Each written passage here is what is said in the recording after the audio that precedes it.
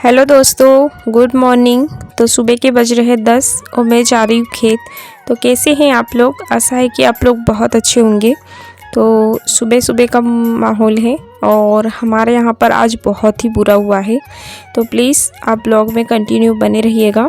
और मेरे साथ भी आज बहुत बुरा हुआ है। तो दोस्तों हम आ गए हैं खेत और आज जो सरसों हमने काट के रखी थी ना, उसे साफ़ करके ले जाना है मुझे। और कल दोपहर को भी मैंने यही काम किया था, लेकिन कोई सूट करने वाला नहीं था, इसलिए कुछ भी सूट नहीं किया। तो चलिए आज आप लोगों के साथ यही सब शेयर करने वाली हूँ। तो आप ब्लॉग में कंटिन्यू बने रहिएगा दोस्तों। तो चलिए चलती हूँ वहीं पर जहाँ पर सरसों कूटना है। तो खेत में आते से ही मैं लग गई हूँ अपने काम में। ये जो सरसों आप देख रही हैं ना, इसे सारी कूट कर मुझे हाथ से निकालना है, क्योंकि इसमें दाने उतने हैं नहीं।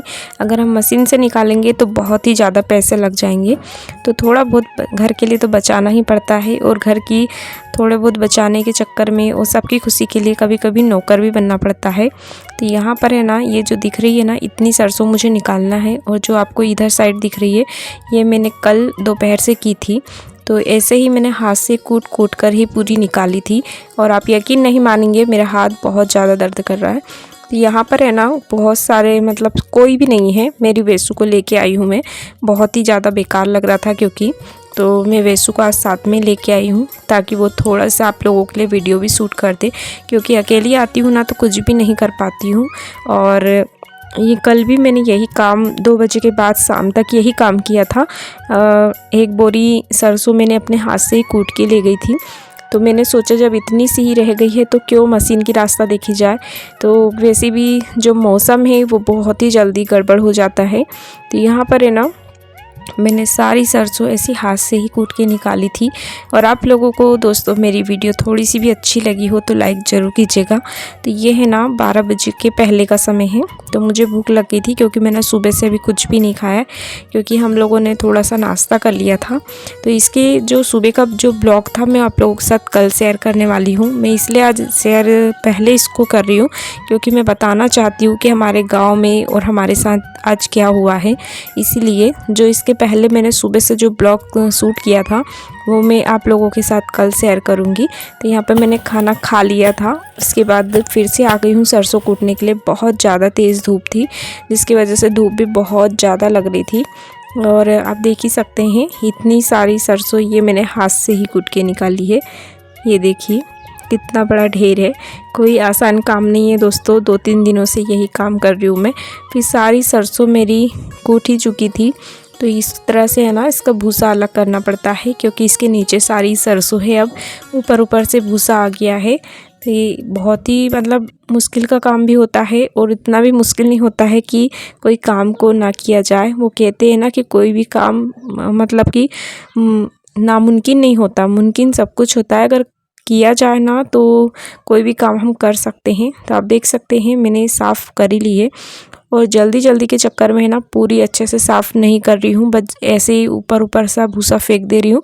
और फिर बोरी में भर लूँगी, क्योंकि मौसम है ना बहुत ज़्यादा गड़बड़ हो चुका है। इतना गड़बड़ हो चुका है कि मैं है ना एक मशीन की तरह काम करने लगी थी, क्योंकि मुझे जल्दी से इसे समेटना था। अगर पानी आ जाएगा तो ये सारी जहाँ की वहीं रह जाएगी। और ये जो फट्टा है ना, ये भी थोड़ा सा फट चुका था, क्योंकि हम लोगों ने जब इस पे सरसों रखी थी, इसमें बहुत सारे सरसों के जो ठूट रहते हैं ना, जिसको हम काट देते, वो है ना इसके अंदर चले गया था, जिसकी वजह से फट्टा में छेद हो गया था। तो ये देखिए इतना सारा कचरा सहित भर रही हूँ मैं। आप सोचे होंगे बहुत ज़्यादा कचरा है, तो मेरे पास से ना दूसरा कोई उपाय नहीं था। और आज मैं थोड़ी सी सैड भी हूँ, क्योंकि मैं बहुत ज़्यादा थक भी गई हूँ। जो हड़बड़ी में मैंने काम किया है उससे बहुत ज़्यादा थक गई हूँ। ये देखिए, तो इतना सारा मैंने ना, जो एक मशीन निकालती है, मैंने अपने हाथों से कर लिया है। तो इतनी मेहनत के लिए दोस्तों एक लाइक और एक प्यारा सा कमेंट तो बनता ही है। तो जो भी है, जो भी रह गया है, उसको भी समेट लूँगी। और उसके बाद है ना, हम लोग आए हैं हमारे काका ससुर के यहाँ। और जब हम आए थे ना, वो अगर कोई सूट कर देता तो आप बोलते कि आज तो मैं मर ही जाती। तो अब देख सकते हैं मेरी हालत। मैं आज मरते मरते बची हूँ। मेरे जस्ट सामने बहुत ही जम के एक पेड़ गिर गया, जो 1 सेकंड भी अगर मैं आगे हो जाती तो वो मेरे ऊपर गिरना था। और मैं आज आप लोगों के साथ नहीं होती, क्योंकि मेरे हस्बैंड जी आगे आगे चल रहे थे और मैं पीछे पीछे चल रही थी। मेरे हस्बैंड जी निकले और जस्ट मैं ही उनके पीछे आ ही रही थी, हम दोनों के बीच में वो पेड़ गिर गया है। तो मेरे 1 सेकंड का फासला रह गया था। तो घर का हाल भी देख सकते हैं आप, कुछ इस प्रकार का है। बहुत ज़्यादा मतलब कि इधर आंधी तूफान टाइप का आया है, बहुत नुकसान हुए हैं, बड़े बड़े पेड़ से गिर गए हैं। ये देखिए मेरे चूल्हे चौके का क्या हाल है, पूरा सब कुछ गीला हो चुका है। इधर देख सकते हैं कितने पान पत्ते वगैरह सब कुछ, इतना ज़्यादा गंदा हो चुका है घर, बहुत ही ज़्यादा। पूरा बाहर का चूल्हा भी पूरा गीला हो गया है। और ये देखिए हमारे घर के ऊपर जो यहाँ पर ये हमारे घर ऐसे ना टीन काट के लगाए थे, अच्छे दिखते हैं घर के, वो भी टूट चुका है, निकल चुका है। इतना ज़्यादा बेकार हुआ है हमारे गांव में आज। बहुत सी फसलें हैं ना पूरी गीली हो चुकी है, जिसका दाना भी है ना घर में आ गया है, वो भी गीला हो चुका है। तो आने के बाद इतने कपड़े मैंने धुले थे, क्योंकि सब लोग गीले हो गए थे, सब लोग मतलब बच्चे भी मेरे साथ चले गए थे, क्योंकि मेरे हस्बैंड जी भी शाम को जब वहाँ से मैं निकलने वाली थी तो वो भी चले गए थे, क्योंकि मैं अकेली थी वहाँ पर, मुझसे सब कुछ नहीं हो पाता, क्योंकि जो चना था उस पर भी फट्टा ढाकना था।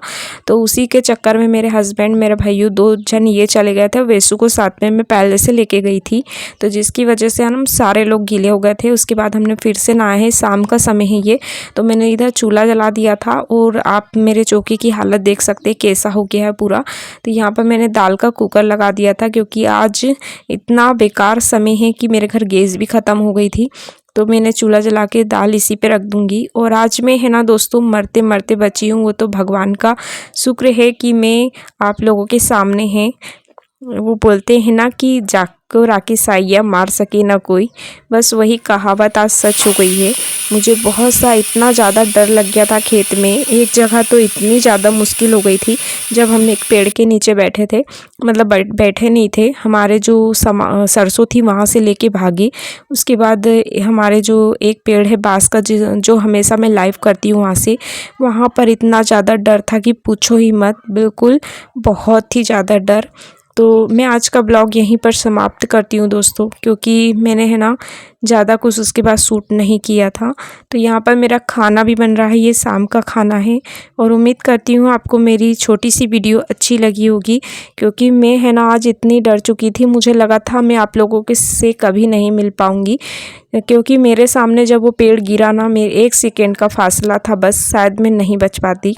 तो ये इसी के साथ वीडियो को एंड करती हूँ। अच्छी लगी हो तो लाइक ज़रूर कीजिएगा। तो मिलती हूँ अगले ब्लॉग में। राधे राधे।